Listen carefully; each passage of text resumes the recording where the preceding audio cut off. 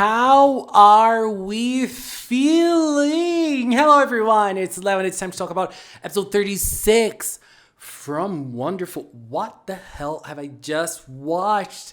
I am still in awe. My jaw is on the floor. I have no idea. I'm in my pajamas. I didn't even notice. Girl, I am just shook. I feel like I was kind of expecting a closure like this, but I was not expecting the execution to be this good. And I was expecting the closure to be like this because we already have some crumbs of the next episode and we have a magazine scan, and I was like, a date between those two. I feel like the answer. So I was expecting, but the execution was miles and miles better than what I was thinking it was gonna be. So let's jump into it. Satu starts the episode by actually confessing to Iroha. Last episode, Mei spilled it, but Satu actually said it. It's a different thing than, Iroha was already tense because she knew what was coming, but it's a different thing. He needed to say it, and he did it. And one of those things that really surprised me in this episode is the animation of the expressions of the characters. When the face is moving. Out of this world. Completely out of this world. Girl, I am still shocked.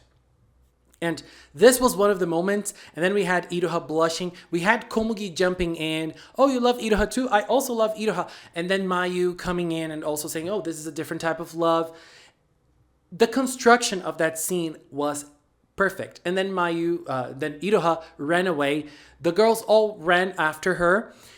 And I just loved that scene because, the girls were running and Mayu and Yuki were running and they could not get close to her. And then Komugi just ran very fast, as she always does.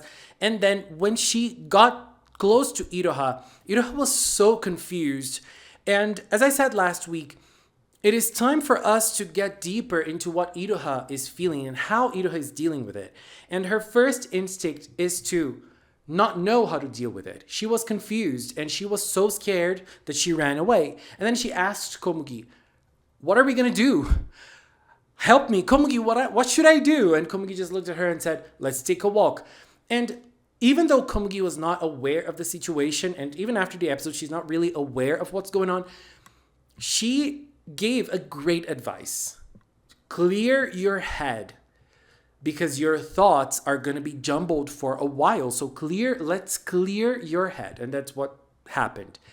On the other side, we had Satoru, and he was really sad because in his mind, he was rejected because of how Iroha reacted.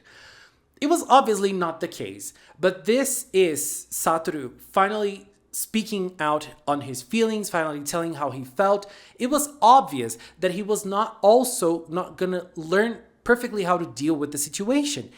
And he was so scared, he was so confused that he could not make sense of Iroha's confusion as well.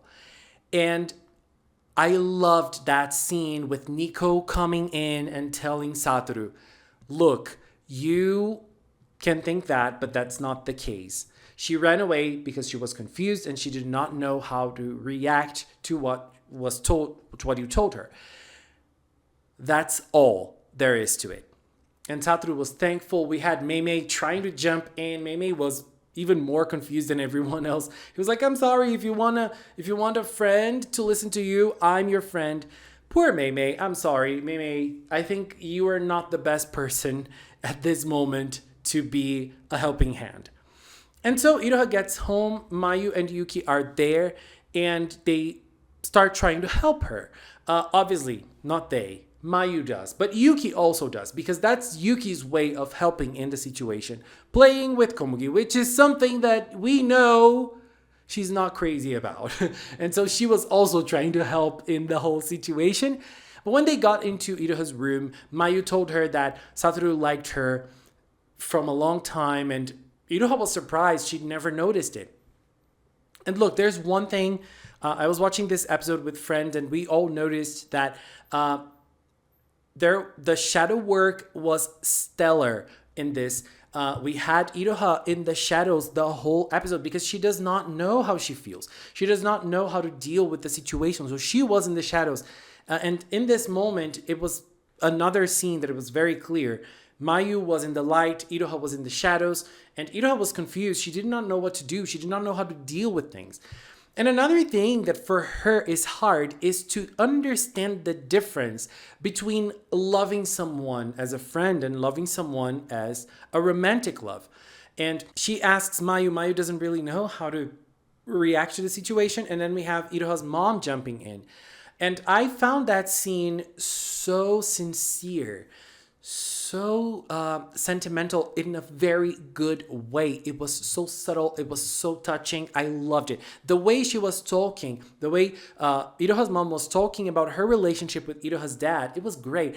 And she told her that she was the one who confessed to him. And she noticed that he was the one she wanted to spend the whole life with. He was the one that she wanted to be by her side. She wanted to be by his side. Oh my God. So I really loved that because it is a great way of, trying to, it's a good way of explaining the feelings to Iroha for her to make sense of her own feelings. That is going to take some time, but that's like a great advice. Telling how you worked it out, how you felt it, for her to work it out. I also love when she says it's very hard to put into words because it is. Romantic love is something really hard to explain. You feel it. You know when you're feeling it, but you don't really know how to put it into words. And I also liked when she said, oh, Satoru finally confessed his love to you, because it was obvious for everybody except for her. And for Komugi, obviously, but still. And so we have another great scene with Satoru at home. And when he gets there, he tells Daifuku what happened. And Daifuku wants to come out. And then Niiko-sama appears. And Niiko finally translates what Daifuku is thinking. I just love that scene for lots of reasons. I love Niiko-sama. Niiko-sama is amazing. Niiko desu! I love her. But I also love the poses that she did when she was translating what Daifuku was saying. But also because I feel like Daifuku is so left out of Wonderful, and it's so great. The relationship between the owners and their pets is so strong, and we really need more of Daifuku and Satoru. I don't think we're getting, but what we got today was already very good. I really liked it, and the way Daifuku was saying you finally did it. You finally was able to put it into words and finally get to say it. It's been so long on your mind. So yeah. I really liked it, and the way Niiko was trying to imitate Daifuku's voice, Daifuku's inner voice, it was gorgeous. And I also really liked the final realization of Niiko at that scene when Niiko was saying that she wishes it was that easy for animals and humans to have this sincerity with their feelings.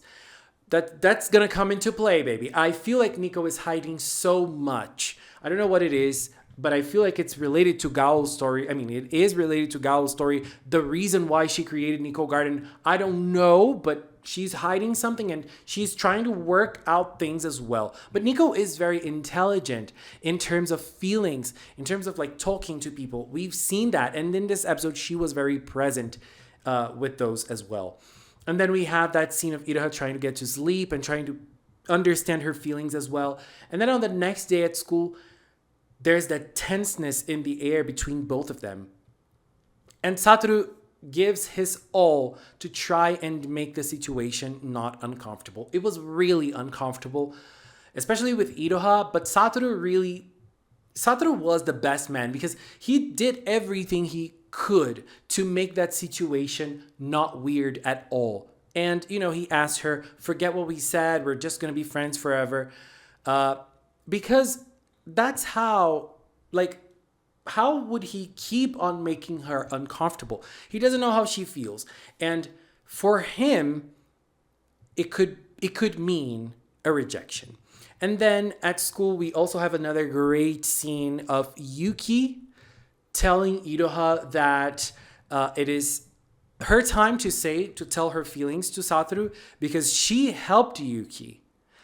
Iroha helped Yuki when Yuki was in doubt and she was having problems with her relationship with Mayu. And Iroha was there to tell her that she had to open up and talk about her feelings. And so we have the action moment when Yuki was telling her that. We have Zakuro appearing and attacking, and then when she does, they all transform, and we have the action scene of the episode. The action scene starts with a Cure Ange reference. Girl, Cure Ange appeared in this episode with the shields breaking so easily. I'm sorry. But what really mattered is that we had a gorgeous scene of Zakuro seeing Satoru. And look, I think it's something that happens every time with Zakuro. She's looking for love in town because she wants to kind of like substitute Gao, because Gao is always sleeping. He doesn't give her attention enough. And so she's kind of in the lookout. And the conclusion is always the same. No one is better than Gao. But this time she found someone who called her attention more than other times, who was Satoru. She really liked his determination and the determination that was always in his eyes. She loved it. And she was so into it that she got him for herself. And she's like, I'll take you on a ride. And she went flying with him because she wants thrilling experiences, because she's not getting them because Gao is sleeping. So this lady wants some action. She just wants to feel something. And so she found Satoru and she's like, okay, here we go. Let's go with me. And then she flies with him. And look, here is the moment in which I feel like this episode started shining even more than it was before, because it was always amazing. But look, whenever you're feeling in doubt of your own feelings and you notice that you can lose that person, that's when you actually understand how you really feel.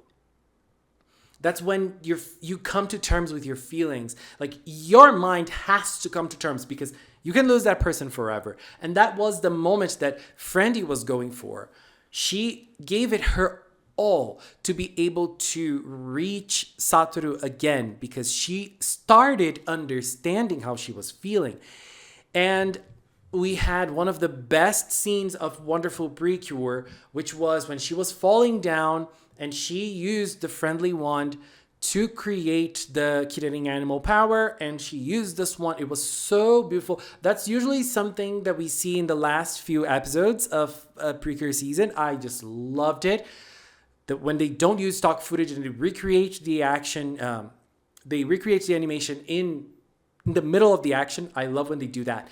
And we had the other cures also creating techniques so that they could help cure Friendy, and that's what happened. And every time that Friendy was trying to get close, Zakuro was like, no, leave him to me. He's mine now. And she's like, no way. I want him. I now understand how I feel. And she was giving 100% of herself to be able to catch him. And with the help of everybody, she was able to do it. And that scene when Satoru was falling down and she fell down with him and hugged him and got him, protected him, it was really, really pretty. I just loved it.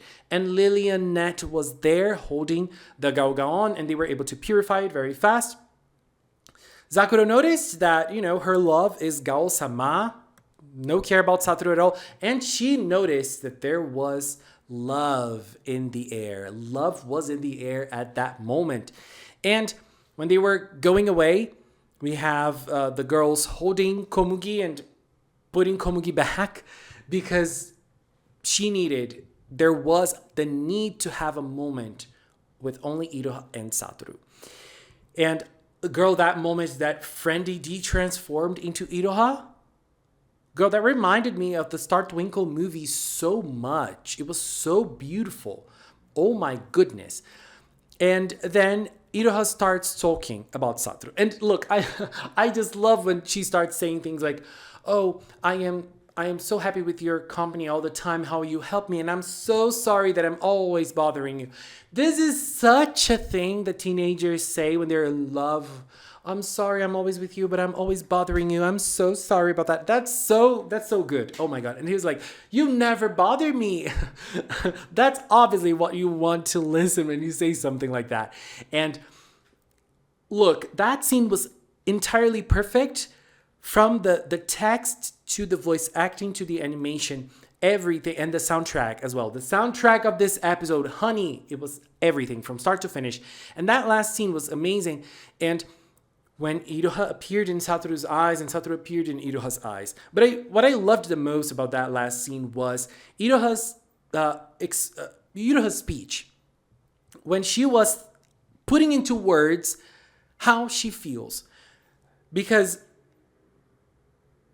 they say wonderful a lot in this season. And then we get to a point in which Iroha is explaining her feelings, and she compares what she feels, how she feels when she's with Komugi. But she noticed that with Satoru, it's a different kind of wonderful. It's a special kind of wonderful. So it's Iroha's wonderful for Satoru. And I love that because that's the moment in which Satoru understood that his feelings were reciprocated. Ooh, I'm chilling just saying this. This is giving me chills just thinking about it because it was so sweet. And I'm so happy for Satoru and for Iroha as well, because he fought for this moment, and she also fought for her mind to be organized, for her feelings to be organized. And she told him everything she felt. She finally opened up and told him that he is her wonderful.